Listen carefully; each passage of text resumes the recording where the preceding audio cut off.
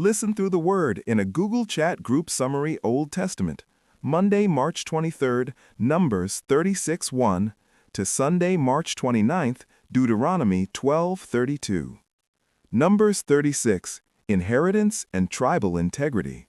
The chief fathers of Gilead approached Moses to address a concern about the daughters of Zelophehad, who had inherited their father's land.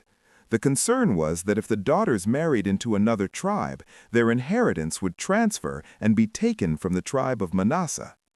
Moses commanded that the daughters must marry within the family of the tribe of their father, the sons of Joseph, to ensure that the inheritance of the children of Israel would not move from tribe to tribe. The daughters of Zelophehad obeyed, marrying their father's brother's sons, and their inheritance remained in the family of their father's tribe. Deuteronomy, chapters 1 through 11, Moses' recounting and exhortations. Recount of Israel's journey and rebellion, Deuteronomy 1 through 3. Review of the past.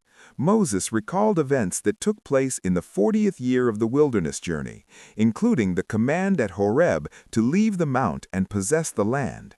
He reminded them of the wisdom of delegating leadership, leading to the appointment of wise judges to handle disputes. The spies and disobedience. Moses recounted the people's request to send spies to search out the land. When the 12 spies returned, reporting that the people of Canaan were greater and taller, sons of the Anakims, Israel rebelled, murmured, and did not believe the Lord. The Lord was wroth and swore that none of that evil generation would see the good land, except for Caleb, who wholly followed the Lord, and Joshua, who would lead Israel to inherit it. The people attempted to fight presumptuously against the Lord's command, but were chased and destroyed by the Amorites. Conquests east of Jordan. After compassing Mount Seir for many days, the generation of men of war was consumed and dead. The Lord commanded Israel not to distress or contend with the children of Esau, the Moabites, or the Ammonites, as God had given them their own possessions.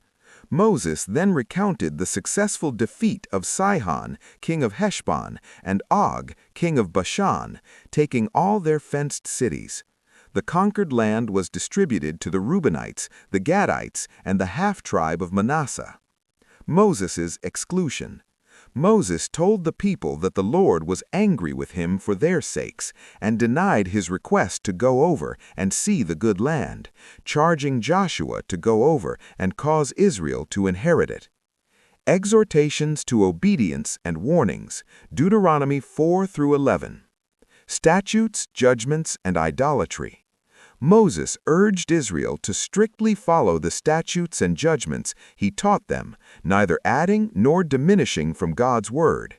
He reminded them of the 10 Commandments spoken from the fire at Horeb, where they saw no manner of similitude, and warned them against corrupting themselves by making any graven image, likeness of male, female, beast, fowl, creeping thing, or fish.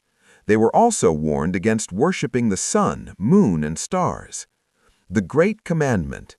Moses gave the central command, "Hear, Israel, the Lord our God is one Lord, and thou shalt love the Lord thy God with all thine heart, and with all thy soul, and with all thy might."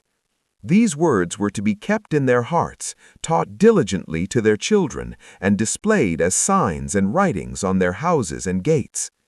Life in the Promised Land.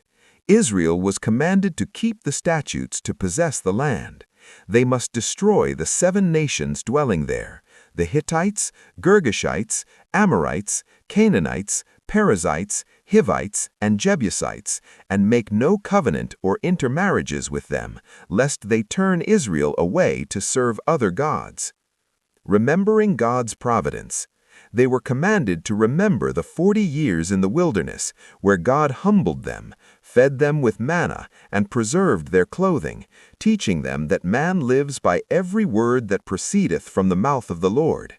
They were warned not to forget God once they possessed the good land, a land of brooks, fountains, wheat, barley, vines, fig trees, pomegranates, oil, and honey, and grew wealthy, leading to pride, where they might say, "My power and the might of mine hand hath gotten me this wealth." Warning against self-righteousness.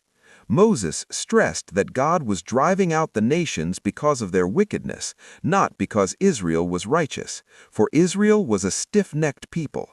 He reminded them of their rebellion at Horeb when they made the molten calf. Conditions for blessing. Moses emphasized that the land they were going to possess, unlike Egypt, was a land of hills and valleys that drank water from the rain of heaven, requiring God's constant care. If they diligently hearkened to the commandments, loved God, and served Him wholeheartedly, God promised to send the early and latter rain for corn, wine, oil, and grass for their cattle. If they turned aside to serve other gods, the Lord's wrath would be kindled, shutting up the heaven and causing the land to yield no fruit. Obedience would ensure that God would drive out greater and mightier nations before them, and their coast would extend from the wilderness and Lebanon to the river Euphrates and the uttermost sea.